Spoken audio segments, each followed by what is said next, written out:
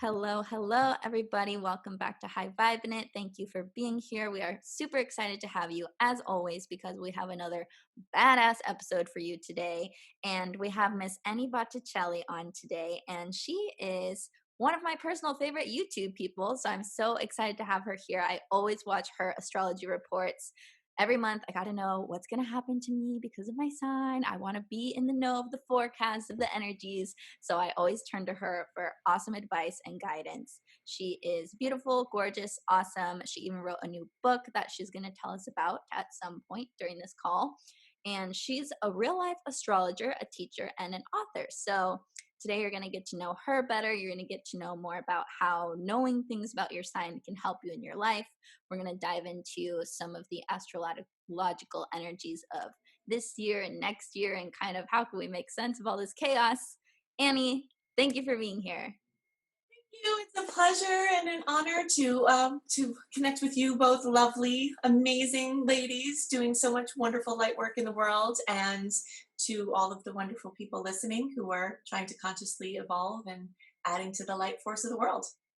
Yes, thank you everyone who listens because you are doing not only yourself good, you are doing everyone good by doing this work and this healing work and elevating work. So kudos to everyone who's listening to this call.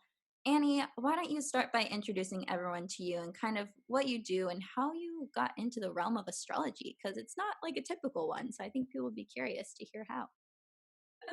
Okay, sure. Well, I'm Annie Botticelli, and I have many, many, many different ways that I connect with everyone to share information about spiritual evolution through various different venues. I have a YouTube channel. I have multiple websites, which we can give you later, with written horoscopes, video horoscopes, always up early so that you have the information for your um, for your planning purposes. I write books. I create courses.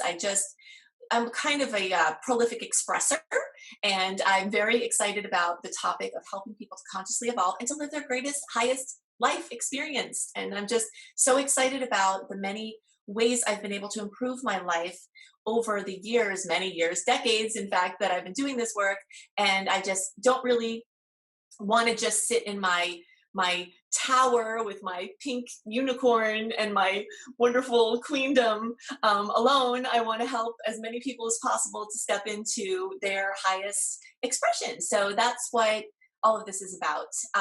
And the way that I got into this is kind of, I guess, a little bit strange. I was raised as a latchkey kid in New York City, so I was regularly like braving the streets with my key around my neck, you know, um, eh, through very strange things, had very, very bizarre, stressful, traumatic experiences as a child, into a family that did not use the word intuition, I don't think, ever in my life, nor astrology for that matter, except maybe very briefly at some random point.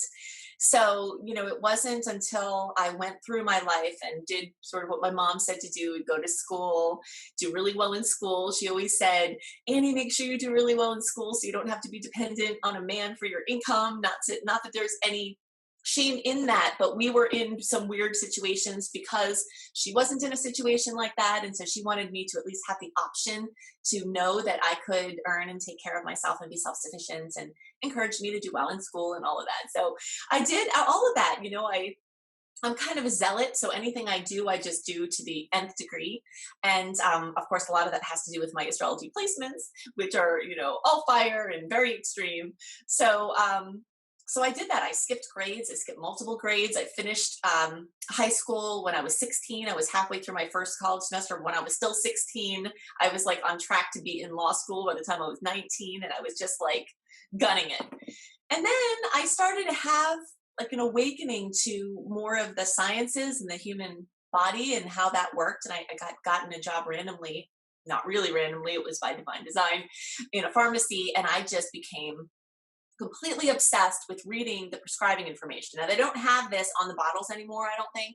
But at the time, like 30 years ago, they would have like this folded piece of very daunting, paper that was thin with like all these words and all these studies and all this stuff. And I was a cashier, but I started reading these things because I was bored.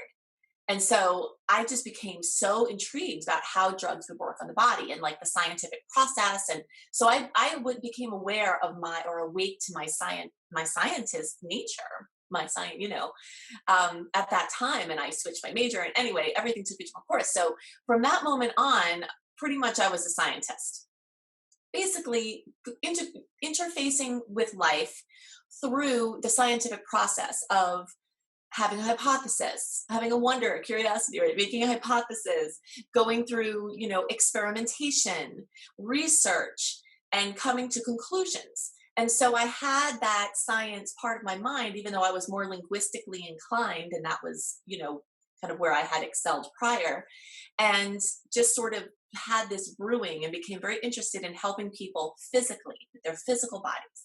So I went through, it was basically pre-med, going to go to pharmacy school. And then I got out of school. A lot happened in between then, long stories, but I wound up working for a pharmaceutical company, and they were paying me a lot of money, especially for a young person. And I was really, really good at my job, really, really good. But as right at the beginning, I started to have this sense like something isn't right here and something isn't right for me here. And that was like the trigger, maybe when I was around 23, of this getting blown wide open with my awakening, So I just sort of started becoming aware that there was more to life than what we could see in this third dimensional reality. And that, and really as a scientist too, you notice that, like, you look in a microscope and you see a world of things that wasn't there through the naked eye. You look through a telescope and you see a world of things that are available to the naked eye. So, so what a lot of people would consider like mysticism, was really, scientific, is really scientific. And over time, that's going to be proven more and more. But that's the truth. So these worlds started to open up to me through various ways. And then I started like really realizing not only all of this, but wow, even though I was a great employee and I had the golden handcuffs, like the cush job and all of that, that I could not live in that circumstance because of how I was wired. Because I would have all these great ideas about how to streamline things and, big vision and capacity to follow through. And my bosses and their bosses, who all knew me well because I was a troublemaker, were not, the stodginess of the bureaucracy was not a match for how I was. So I started to become very aware that I had to have my own business. And I was actually in school getting my MBA at that time, which my company was paying for.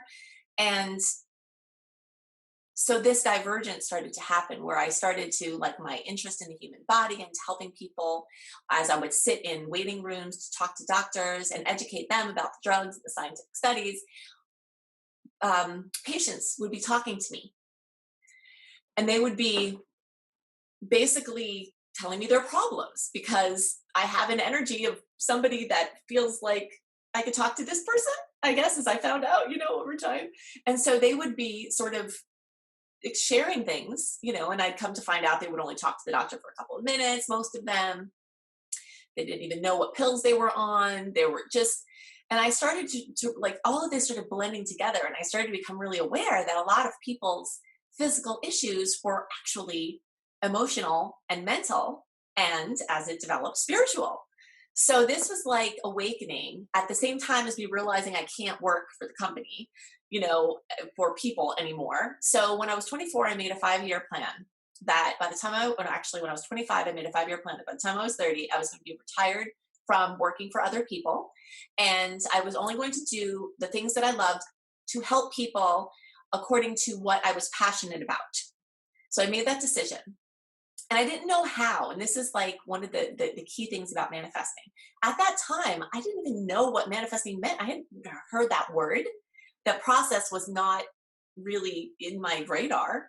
Certainly wasn't taught to me directly, although I watched my parents create some pretty epic things. They're really amazing people, but they instilled in me through me watching that you could do all of these amazing things, but they didn't always apply that magic to everything in their lives. And this is what I started to kind of pick up. So I had this 5-year plan. I did wind up finishing the plan 1 year early when I was 29, which is now was 17 years ago. I stopped working for other people, and I've just been on spirit flow through various entrepreneurial things, but always doing this type of work: astrology, blogs, the writing, the hands-on healing work. I went to massage school. I became a Reiki master. At that point it was called a naturopathic degree. They're not allowed to use that terminology now, but it was a extensive naturopathic degree. Um, Homeopathy, astrology came into my consciousness. Everything just sort of came rushing in. And so I was starting to do work as a holistic practitioner. Now, when there was a synchronicity, a chance meeting online at a concert where this little petite blonde, beautiful, sassy woman called back to me she's an Aries, called back to me online for the bathroom and said, "You are beautiful. You have to be my friend. Do you know any hot guys that are single?" She was drunk. I will say, I don't drink anymore. I haven't for a long time, but that's what happened at the time. And I said, okay, because this person who became my astrology teacher, Bridget Nielsen, her name is now, or Gibson, sorry. And she became my teacher, but she had this sense, she waves this truth finger, I call it, where she does this thing and it happens. It's crazy. But we became friends. We actually became like sisters-in-law. I introduced her to my boyfriend, who I was with for a long time at that time, his brother, they got married. This whole thing ensued, and she was a school teacher, but she was a precocious astrologer, and she didn't really do it for money. It was more of like a hobby. But she looked at my chart and she said, "You're going to be an astrologer. You're actually going to be a famous astrologer. Everybody's going to know you. You're going to work with celebrities. You're going to write all these books." And I'm like, the books I know, the books I feel like I'm writing the books. But I didn't. I said, I studied astrology. I took some classes as I was doing my naturopathic degree, and I don't actually resonate with it because it's too general. And I see myself in all the signs, and I don't really understand how I can help people with that. It's kind of funny, right? So then she said, "Well, that's fine, but you're still actually going to be an astrologer. That's what you're going to do for your work." So all of these things happened, and it just sort of placed astrology in my field more and more. And even then, I still was like, "No, Bridget, I'll do it a little bit in the backdrop, where I would look at charts before I would go do hands-on healing for people to have kind of an idea of some of the patterns. But it wasn't astrology. But then it just sort of started happening that, like, some friends that would come over, I would start to look at their chart, and then we'd have tea. So if you can imagine, at that time I lived on the water in the intercoastal. I had dolphins and manatees in my backyard, essentially, and we were on these beautiful hammock chairs, and we were just, I had created this retirement from creating a real estate business. But again, like, even how the real estate business came to me, it came to me through synchronicity. I did not know when I made that decision, I am going to be done by this age. I didn't know, I had no idea that it was going to be that way. I just kept talking about it so much and was just so sure about it that I drew to me the synchronicities, and then I paid attention when they came. So that when this person who became my boyfriend who I had known, was saying, "Got this idea for this business." And he was very precocious too. He was younger than I was. And he was like, just a couple of years. And he was like, I see these undervalued houses, and this neighborhood is going to come up in value. And nobody was talking about, we didn't know about things. Everybody was partying. People weren't doing that. So he's like, "I just need somebody with like some business sense, with some cash, with credit, with income, because I've got these ideas." And then we got together and we actually created this. And we were pretty much millionaires in our 20s, if you looked at all of our assets on paper, at least at that time. So it's like I was manifesting, and I didn't exactly understand the whole process the way that I do now. But what I started doing was looking at it from a psychological perspective. So basically, I saw that there were people that had what I wanted. So I knew that it could be possible. So that was the first thing. I'm like, okay, other people in my life, pretty much everyone in my life except this one person is saying, what you're trying to do is impossible. And I would tell the people, the corporation, I'm going to do all this stuff. And they're like, okay, yeah, whatever. So they but then I would just start reading the books and surrounding myself. So I'd be in outside sales, driving for hours, listening to Wayne Dyer, listening to Louise Hay, listening to, all of these people, reading Napoleon Hill, Think and Grow Rich, and reading Rich Dad, Poor Dad, and just all of these books from these people who were, a lot of them were focusing on the psychological aspect of it, not even as much the spiritual, you know? Turns out to all be the same, right? But Right. that's what, it was kind of like my line in from being a more linear scientist in this process, manifesting scientifically, and then just like everything just opened wide where it was like, oh my gosh, everything is spirit. Spirit is directing everything. There's a divine plan. And this is something I just want to talk about really quickly. That I talk about in the book, and my husband actually created some really nice visuals about this for me because he's an artist, and so like he helps me to make. If I draw things, it basically looks like one of my kids drew it. So he made these visuals for me, and one of them basically shows how, well, two of them, you can see the harmony that's intrinsic in our universe and beyond by looking at the rhythms. Everything is mathematical. So phi, the golden ratio, you can, if you look at the relative mean, the mean distances between the planets, it averages out to 1.611, so it's like you can see the math there. You can see the sacred geometry. You can see sacred geometry intrinsic in all of our experience at the DNA level and all throughout nature. So it's like what I hear, what I see, what I know when I ponder this is that spirit is benevolent and coherent, and there is a plan. You can see it. You can see how the planetary orbits fit neatly within each other. There are a certain amount of orbits of each fit into the next one, that fit into the next one. And it's, it's so orderly, so orderly. So that plan is there. And so manifesting ultimately, I think, comes down to aligning with the plan and clearing out all the gunk that interferes with the transmissions of spirit to say, hey, this is what you're supposed to do. Because we can manifest away from order and ease, but that incurs karma. And it usually turns into a boom or bust. So we create this. So I created and that's one of the things that Bridget said. She is so amazing. She looked at my chart and she said, you're going to create a fortune. And I'm like, yay, because I was working on that. And she's like, and then you're going to lose all of it. Oh, no. And I was like, girl, you're killing me here. Like, you see me working 80 hours at my job, and like on the side, I'm building this real estate business, and I'm in massage school like for 500 hours. And I'm like, you're killing me. She's like, no, it's going to be okay though. Like, how is that going to be okay? Because at that time, still like the spiritual aspects of everything weren't as clearly defined, clearly apparent to me. It was just sort of like weaving its way in.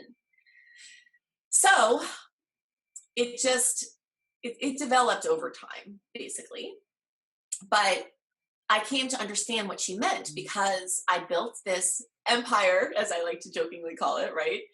And my intention for doing that was so that I could be free, and geographically and otherwise in my schedule. I'm a Sagittarius. I have 9 placements in Sag. I love to roam. I do not like to have my freedom impeded. I get super aggro if something's in my way, and I'm like, I want to move my body. Like, I want that, right? So I created that.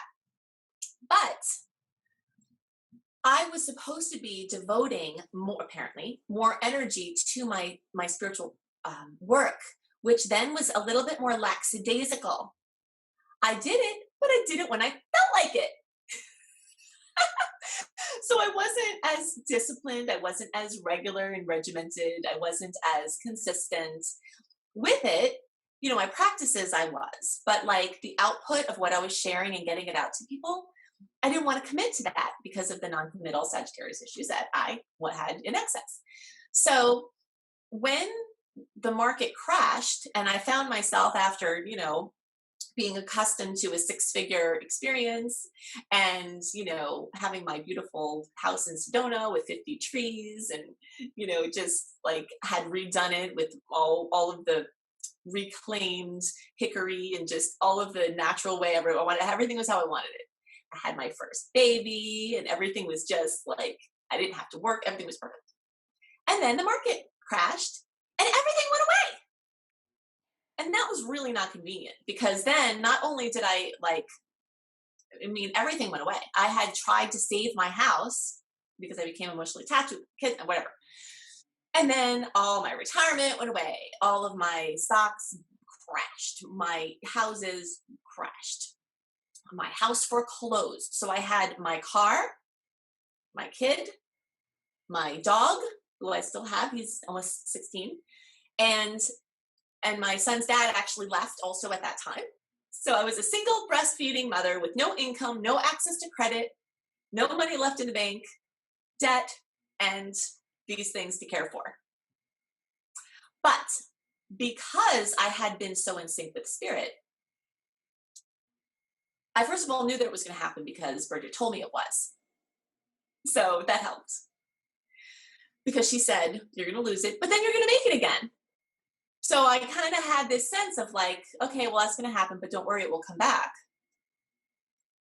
But then I was here and I heard spirit, but by this time I had so fluently learned the language of spirit that I just heard spirit speaking all the time.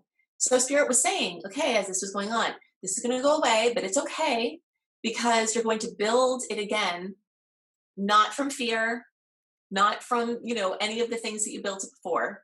You're going to build it from the plan. And you're also going to have to understand that what a really big lesson for you karmically, spirit would say, is you have to be as happy with no money in your bank account as you were with $10,000 in your checking account. And you have to know that not just because you were successful and then teaching about abundance, because I wrote a book, which I'll bring out eventually. I wrote this all this time ago about abundance and creating. And I had never been, except when I was a child, in an impoverished situation.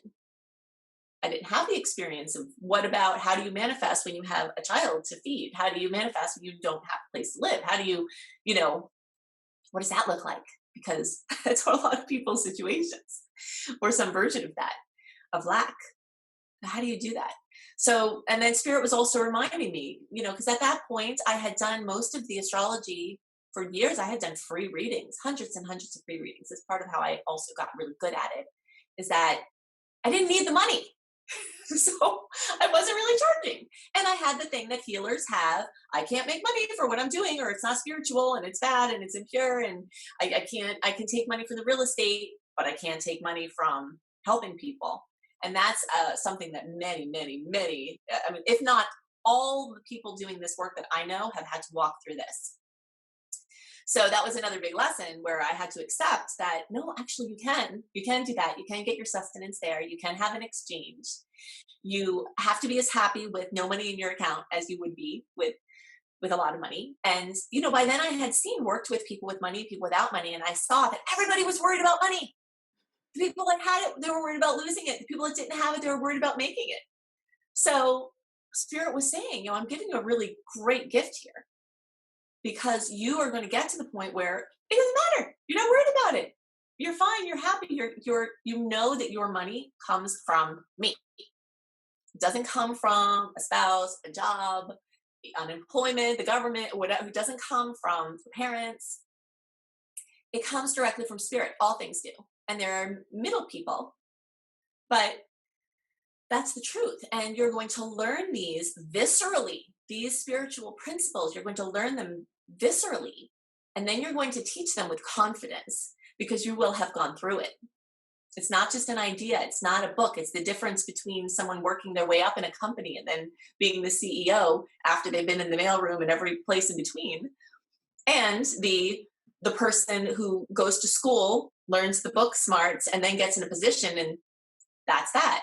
So Spirit wanted me to go through that so that I could be really sure that when people were suffering, when they're like, oh my gosh, and all this is bad, and now the virus and this, and like all of this is going on, and I can still smile and say, our happiness comes from inside of us. It comes from inside of us. It's a choice, and we can choose to make it and put the things in process that choose us to be able to experience that regardless. So that's basically how it all happened and how astrology came into the forefront, because I didn't really see myself as an astrologer first until my YouTube channel started really taking off, which was about 8 years ago. People would say, you have to get on YouTube, you have to have your own channel, you have to do like all of this stuff. And I don't want to commit to it because my Sagittarius, and they're like, I'm going to show up every month and do that. Are you kidding me? For the rest of my life? Whatever. Not doing that. But Spirit was like, that's what you are. And even more so, you're doing it without any intention or guarantee that it's going to bring you any financial security, because you're doing it because you have to, because it's your purpose and you know stuff, then you have to tell people that stuff. And it wound up bringing my fortune back. But that wasn't the intention of it when I did it. It was the commitment to following Spirit, doing that, and then rewards coming from that. So then astrology became into the forefront. All the things that Bridget said were going to happen happens. And astrology was chosen as one of the main ways people know me, much to my chagrin for a long time, and much against how I even see myself. It just was it was decided that way, and I said I aligned with it, and there it is. Dang. So hopefully that answers the question beautifully. We have always, Kelsey and I, can I speak for you, Kels? Because I feel like I know you pretty well. You can try. I'll correct you if you're wrong. Go for it. I'll correct you.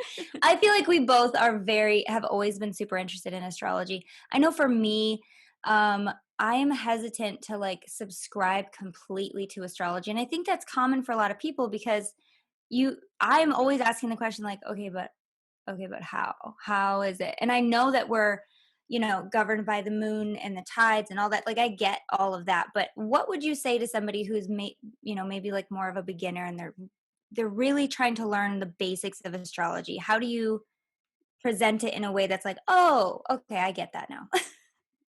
Right. So that's a great question. So there are a number of ways we can go about that. First of all is to understand that we live in a holographic reality. So everything inside is outside and everything outside is inside. We see this, this has been popularized, the saying on the Emerald Tablet, as above, so below, as below, so above, which was popularized by The Secret, that book that, really blew a lot of people's minds open to these things.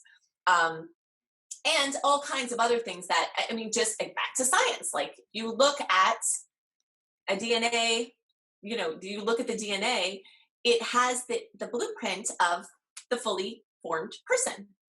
And then you look at the issues that the individual has. And those are the issues that the couple has. You look at the issues that a couple has, and those are the issues that the family has. And then those are the issues that the community has, and those are the issues that the world has. Because really, when it comes down to it, it's all the same. And why is it the same? It's because it's a holographic reality. So we are affected by the things that are outside of us, and we affect the things that are outside of us. Like a ripple in a water, when you throw a rock, it all goes, a spider web, when you touch the web, it all goes, And this is very apparent that everything is connected. So with that scientific truth, it can't be that all of that stuff going on out there isn't affecting us.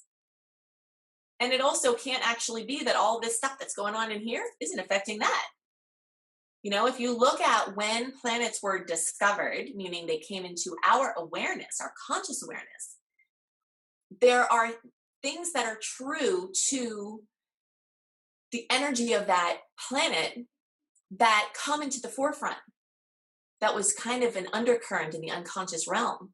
Like around the time, it wasn't the exact year, but around the time that Pluto was discovered, atomic energy was really coming into the forefront. And Plutonian energy is just atomic. It's not a coincidence. So like as we discover planets, those archetypal energies are being brought into our conscious experience, you know? So it's, from that perspective, it's hard to not believe that we're affected Mhm. by everything. And also just with the knowing that everybody is so complex, every every individual has the complexity of the entire universe in them. That's the holographic reality. So if we are so complex, how can it be that there's not more? There's Yeah. not more to it, you know?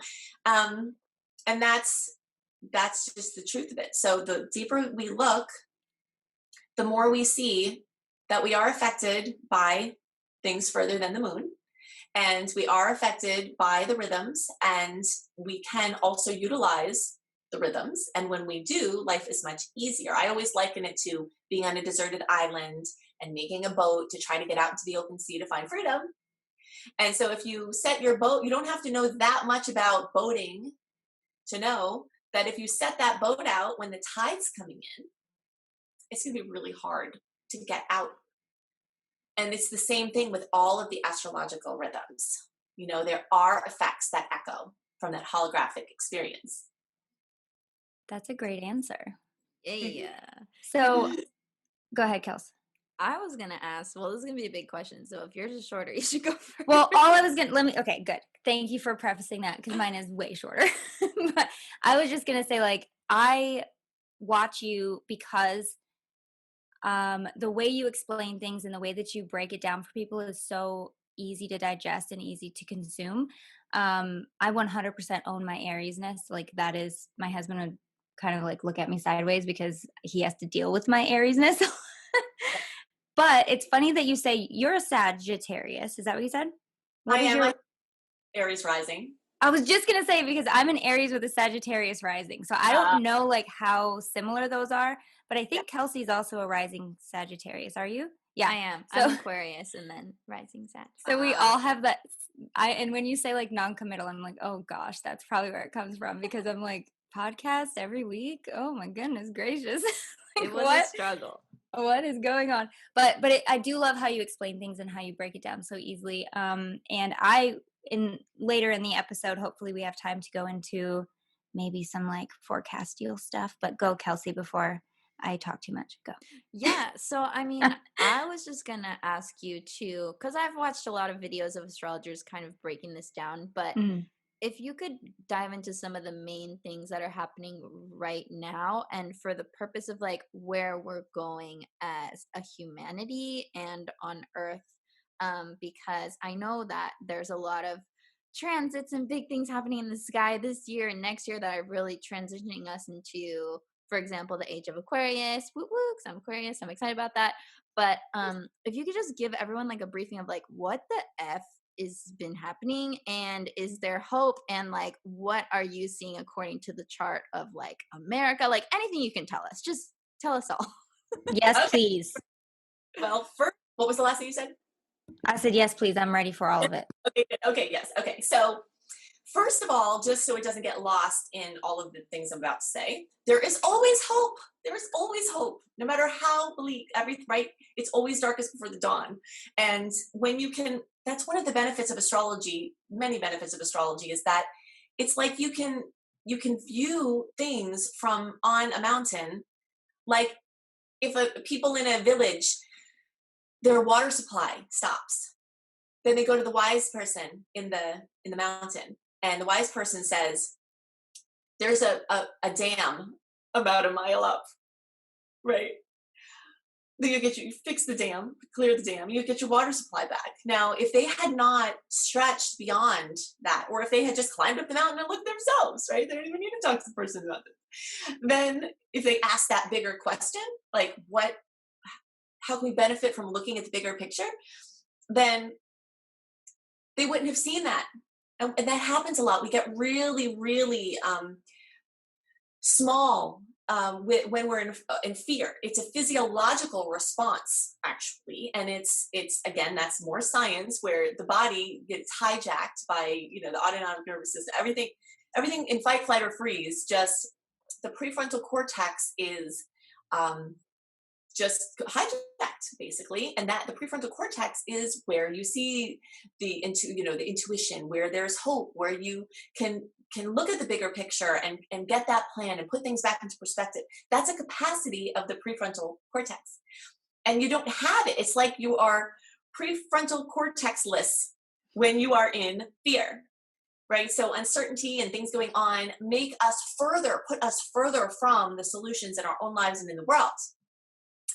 So there is always hope, and that's part of why I love EFT so much, is because it actually helps you to get back into connection with your prefrontal cortex by dimming the influence of the adrenaline and the adrenal response and the whole cascade that goes on there. So yes, there's always hope, and it's also very helpful to know that this is all purposeful. Everything that's going on, no matter how difficult it is all purposeful. There are reasons for it. There are experiences that people individually and globally are supposed to have as people, where we're in an evolutionary process, and it's necessary. It's apparently necessary because it's happening. Hey there, thanks for watching this video. If you'd like to watch the extended version where you get the full podcast episode in a video format, just go to patreon.com/highvibe. The link is in the description. That's where you can become a supporter of the show, listen to all the episodes via video format, and each week you get extended versions of the show, meaning you get to see the pregame behind the scenes, and also you get an extended interview with whoever we're guesting, or if it's me and Lindsay, we usually pull cards for you guys, fun stuff like that. So go check it out. There's lots of cool goodies, including a free copy of my book, a free audio hypnosis from Lindsay. She's a hypnotherapist. And yeah, we just want to give you all the goods, all the content. So head over to patreon.com/highvibe to become a Patreon. Or if you'd rather listen to the rest of this episode, head over to highvibinit.com, where you'll see all the links to everywhere that it's getting streamed. Click your favorite one and be sure to subscribe so you don't miss an episode. Thanks for listening.